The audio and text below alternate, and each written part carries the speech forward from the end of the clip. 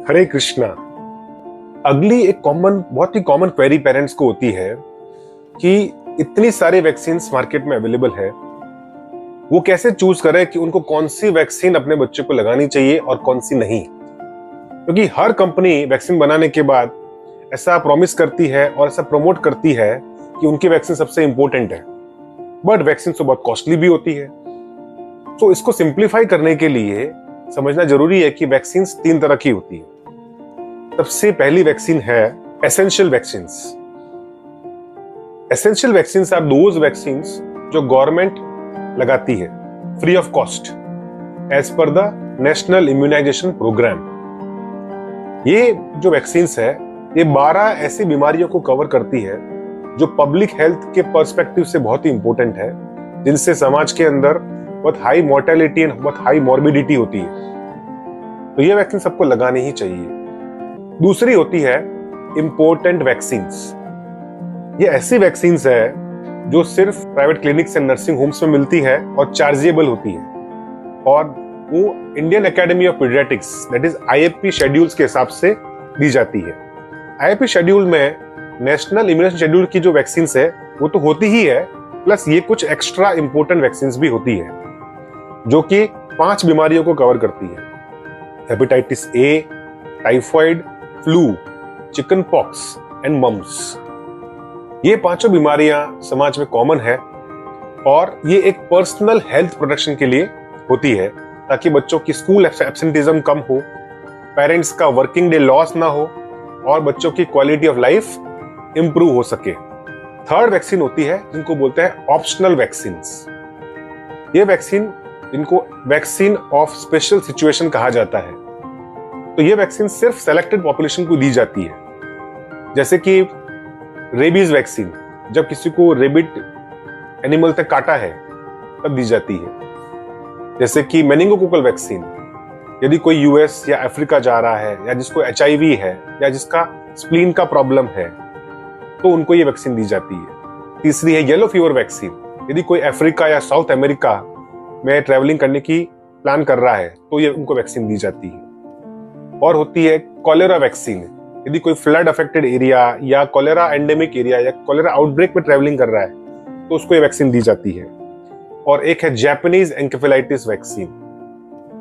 ये वैक्सीन भी उन बच्चों को दी जाती है जो या तो जापानीज एन्केफेलाइटिस एंडेमिक एरिया में रहते हैं या फिर वहां पे ट्रेवलिंग करने का प्लान करने हैं।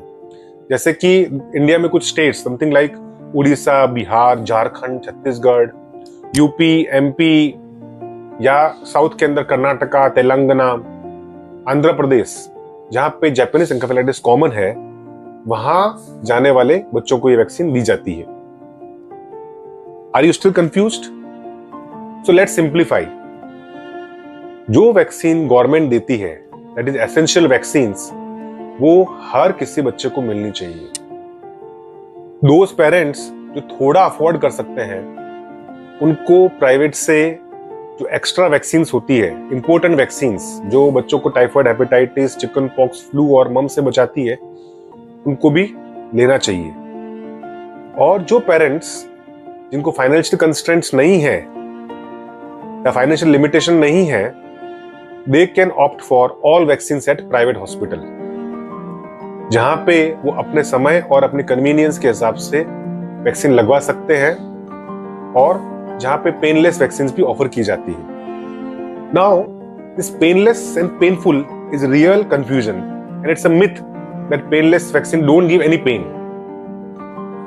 First of all, among the 12 vaccines only DPT vaccine में ही पेनलेस एंड पेनफुल वैक्सीन्स का ऑप्शन अवेलेबल है, एंड उसमें भी इंजेक्शन का पेन तो सेम ही होता है, but the difference is that only 5% of children develop fever after getting the painless vaccine of DPT. In other part, the painful vaccine, जो normal vaccine है, government vaccine, में 50% बच्चों को बुखार हो सकता है, but दोनों की efficacy absolutely same and equal है, so it's okay to take any of vaccine. Now I practice at Bhaktivedanta Hospital, Mira Road, जहां पे हमारी daily 10 to 12 PM vaccination OPD होती है। यहाँ पे हम बच्चों को इंडियन एकेडमी ऑफ पीडियाट्रिक्स के latest schedule that is 2024 schedule के हिसाब से बच्चों को वैक्सीन देते हैं। यहाँ पे हर वैक्सीन की कोल्ड चेन इंश्योर की जाती है, दैट इज टेम्परेचर रेगुलेशन, ताकि वैक्सीन की एफिकेसी कम ना हो। पेनलेस वैक्सीन ऑफर की जाती है ताकि बच्चों को साइड इफेक्ट्स कम से कम हो। एक ट्रेन्ड पीडियाट्रिक डॉक्टर एक सैनिटाइज एनवायरनमेंट में बच्चों को जेंटली वैक्सीन देते हैं और पेरेंट्स को वैक्सीन के साइड इफेक्ट के बारे में भी बताया जाता है, और इन साइड इफेक्ट हो तो उनको क्या करना है ये भी उनको एजुकेट किया जाता है। यदि किसी बच्चे को कोई सीरियस साइड इफेक्ट हो जाए तो उसको हैंडल करने की भी सारी सुविधा यहाँ पे उपलब्ध है। पेरेंट्स को ऑप्शनल वैक्सीन में भी कौन सी वैक्सीन लेनी चाहिए या नहीं लेनी चाहिए ये भी ऑनेस्टली एंड पर्सनलाइज वे में गाइड किया जाता है। साथ ही साथ हर बच्चे की वैक्सीन के साथ साथ में ग्रोथ मॉनिटरिंग की जाती है, और यदि उसमें कोई प्रॉब्लम है तो उनको अलर्ट किया जाता है। You can also avail all these excellent facilities for vaccination at Bhaktivedanta Hospital, Mira Road, for your child, so that its journey of vaccination becomes smooth and proper. I hope that this video has helped you to understand about vaccination and broken your myths about it. If you feel that this is useful, then please share it to your friends, your colleagues, your WhatsApp communities of parents. Thank you.